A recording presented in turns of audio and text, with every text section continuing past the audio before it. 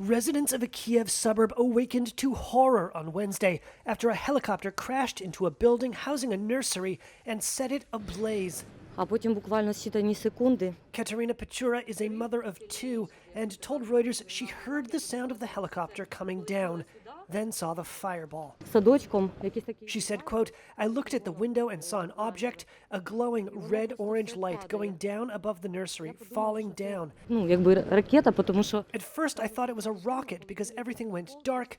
Then there were shrapnel falling everywhere.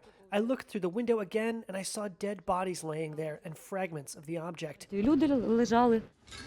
Video posted to social media shows horrified residents reacting to the inferno.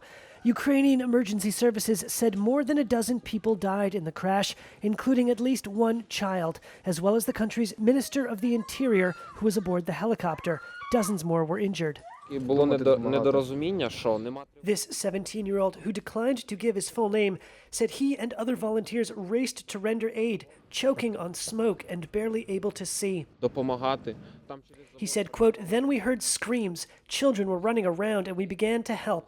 They were passing children over the fence, and we managed to take 3 of them, 1 boy and 2 girls." В інших там. Pechura, the mother, told Reuters her daughter normally attends the nursery, but thankfully she kept her home after a teacher called in sick. Що це ударила ракета в наш дом. She seemed to fight back tears as she described her fears. І не знала, чи в мене вже є час одягатися, чи ні. She said, quote, "We came out and we looked at what happened. Bodies with torn off clothes. The children were crying. Mothers were screaming. Someone was running, carrying kids' shoes, clothes.